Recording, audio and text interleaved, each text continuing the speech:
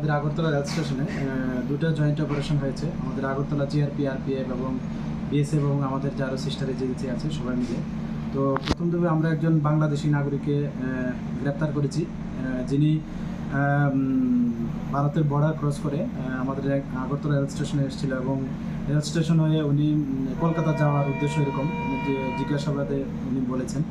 তো আর গতকালকে আরেকটা আমাদের আগরতলা রেল স্টেশনে জয়েন্ট অপারেশন হয়েছে, যেখানে একজন ড্রাগ পেডলারকে গ্রেপ্তার করা হয়েছে, যদিও ওনার বাড়ি উত্তরপ্রদেশ আরোহা জেলায়। তো আমরা ওনার কাছ থেকে মোট 185 কেজি গাঞ্জা আমরা সিজ করেছি, সঙ্গে কিছু ডকুমেন্ট এবং ওনার অ্যান্ড্রয়েড মোবাইলও।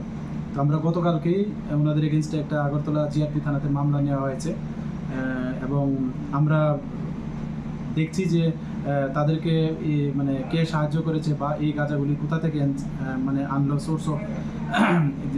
তো যারা এটার সঙ্গে যুক্ত থাকবে আমরা অবশ্যই তাদের আইনের আওতায় আনবো।